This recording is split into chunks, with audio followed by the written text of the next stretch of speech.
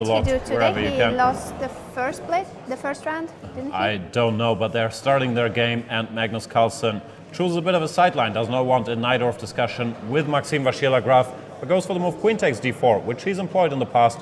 Many options here.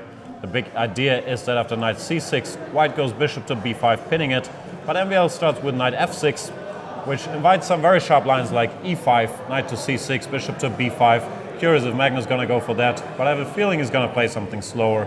Maybe bishop b5 check anyway, or a move like knight to c3. I have a feeling he doesn't enjoy. Yeah, there he goes. That's his style, bishop b5 check. Exchanging that bishop, and then he's going to try to build up the so-called Maroczy structure by going c4, putting a knight on c3 and maintaining a grip on the center. MVL does not look overly disturbed. He probably has studied this position. Carlsen goes c4, knight c6, he's going to go queen e3 or queen d3, and then just try to maintain his space, finish development, and enjoy a bit of a grip on the position. MVL has the challenge to try to avoid that. This seem to be the refutation of the Najdorf, but a very pleasant position for white where he can build up on everything. But now I should take it back, because after queen g4, queen takes g2, suddenly it becomes a sharp position. Yeah, if black would have developed normally, then white would have gotten what he wanted, but MVL is trying to exploit the few liberties Magnus took trying to get this construction in the center by grabbing a pawn, which looks very risky but is very consistent. And also it might lead to the type of chess that Carlsen doesn't really enjoy. He plays rook to f1, which doesn't look like... I'm surprised by rook f1. We expected rook g1. Yeah, rook g1, queen h3, and all of a sudden you have to deal with the threat of knight to... Oh no, knight e5 is not a threat, sorry, I'm blundering his pieces, but knight b4 is.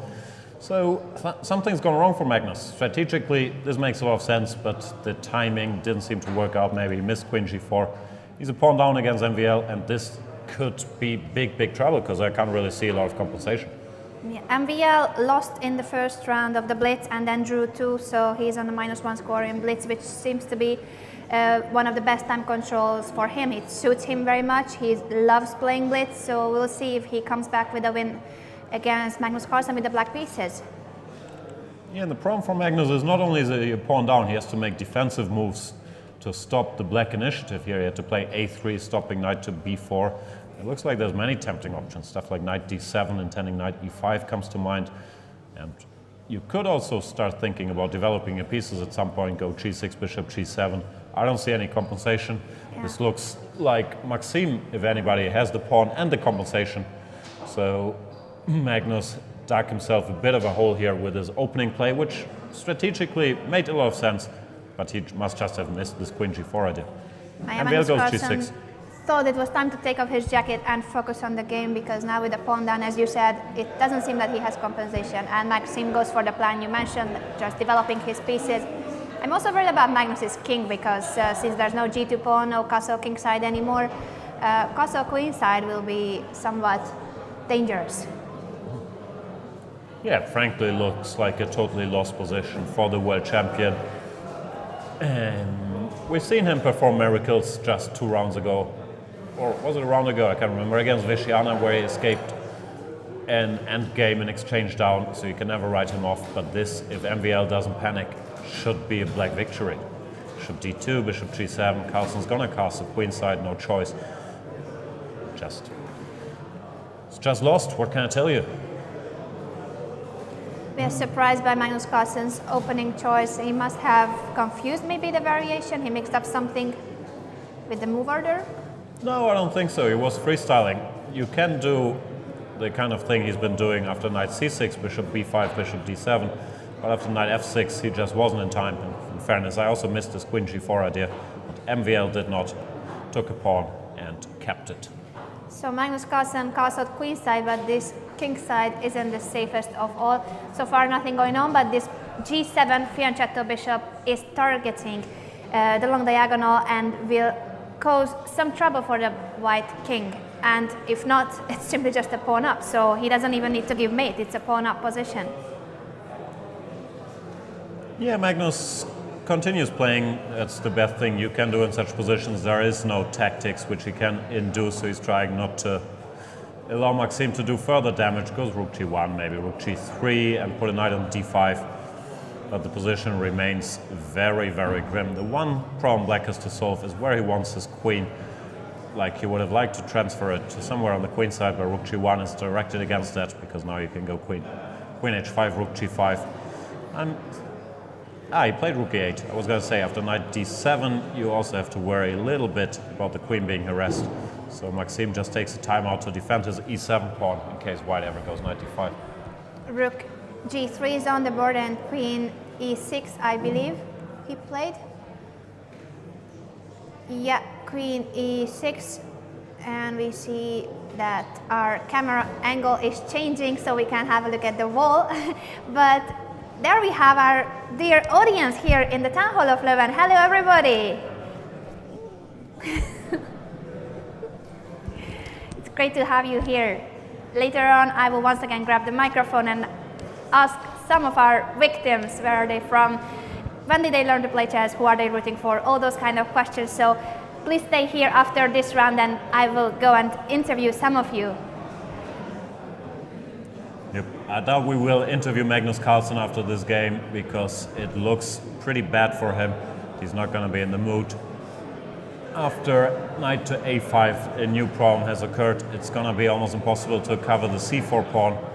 Therefore, yeah, it's no good advice to give him. Maybe some madness like c5, intending rook takes c5, b4.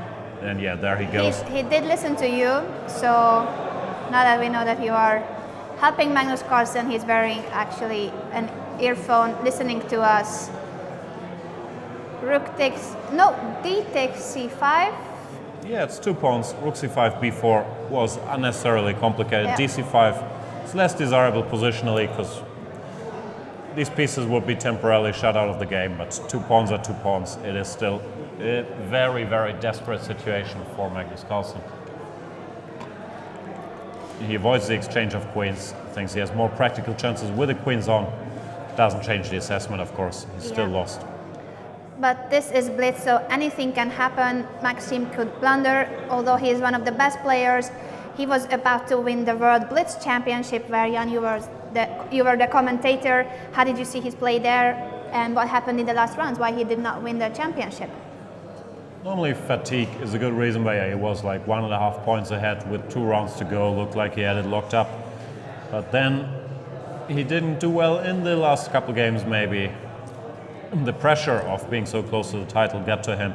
He's not close to any title. In this tournament, he's actually far behind, but yeah, a win with Black against Magnus would be sweet and maybe would get him going. Magnus, yeah, just keeps throwing everything he's got at the black position. The problem is he doesn't have that much. He's missing 2 pawns. Rook f8, not the most violent decision in the world, though. He was concerned about e5 followed by f3-6 and the queen landing on f7. And it looks like Carlsen, even though I still think he's lost, managed to build up some momentum. If Black has to play rook e8 to f8, something's gone wrong. And after queen h3, targeting the h7 pawn. He just needs to push e5 and then there will be mate on h7. So he must do something about this threat against his h7 pawn and his king. Yeah, e5 might not be a big threat yet, because there is queen takes f5 check. f5, I blundered. But still, any way to somehow knight d5? Yeah, knight d5 is in the air. Bishop takes d4 followed by e5 or knight d5. Maxime has managed to create some trouble for himself here. I guess he can still go h6 or h5. That's what he's going to be calculating right now. Can't see a refutation. And he's played rook fd8. Keeps moving that rook fd8 around. He's asking for trouble. Knight d5 maybe? I don't understand. If knight d5, maybe he wants to take and allow queen takes h7, but that doesn't look right. Rook f1 was played by Magnus Carlsen. He wants to capture on g6 and then maybe sacrifice the rook on f6 to eliminate the defender. Knight h5 played by Maxime. Yeah, Maxime is drifting a little bit here, but he still has more than enough defensive resources, so Magnus. Rook g1, g3 to g1, and now knight b5. If he has time for it. I was afraid that there was f takes g6, but he can take on c3 with a check and then queen b5 check. Is he getting anywhere with that? He might be, because the white king is also weak. Let's not forget about this fianchetto bishop that is pointing at the white king. Yeah, knight d5 only move, because if Very you take logical. queen takes, the counterplay is too fast. And Magnus has managed to mix it. Can he do something like knight takes a3? I don't know. Knight c7, going back to the defense, but f takes, no, okay, f takes, the queen will be exchanged, but anyway, he's grabbing some pawns with checks. No, fg, just fg, and there There's doesn't seem nothing. to be any direct inroads, or hg, I'm not sure which one is going to He's do. taken Carlsen knight goes takes knight f7. f7, which seems to be a better move after king takes f7, f takes g6, double check, so knight takes d5, e takes d5. Is Magnus Carlsen winning already? I doubt he's winning, but he certainly complicated the issue greatly. Queen b5 or queen takes d5 look logical. Is winning an exchange. He doesn't want the exchange. He played bishop c1.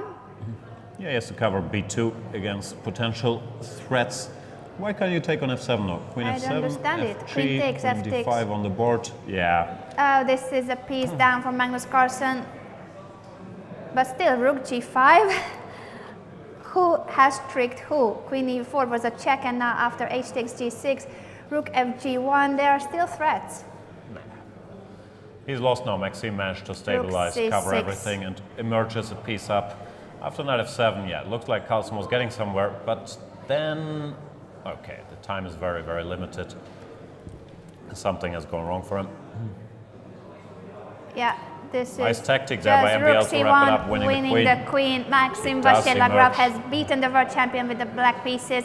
Maxime, who was at the very bottom of the standings with 9 out of 21, now he moves a bit upper on the standings, 11 points out of 21, still not any good for, no, sorry, it's 11 out of 22, 50%. But a very nice game by Maxime Vachier, or a very bad game by Magnus Carlsen, we can call it that way too. What's going on in Nakamura-Giri? Perpetual? No, queen d2, queen c4, trying to avoid perpetual. Because white is a piece up, he doesn't want to get perpetual check. Yeah. What happened there? Anish lost. It was a hopeless position. He had some checks, but Hikaru prevailed, working on his comeback in the blitz portion, where Anish Giri, I don't know, he doesn't seem to play that much blitz. Maybe he's not so focused on it. He's had some good results, but in Paris and here, he hasn't done all that well. The Topalov Kremlin game is still going on without handshake, of course, at the beginning and at the end of the game, and it's a rook end game. I Looks give like it Kramnik to you, followed Jan. our advice and decided to exchange off all the pieces and win another rook end game. Oh no, it's a draw. He didn't manage to win that one. Draw, no handshake. The pawn will cost the black rook, therefore the players agreed to a draw in the biggest grudge match we have in chess, Topalov against Kramnik. And that was round 4. Let's see the results and the standings.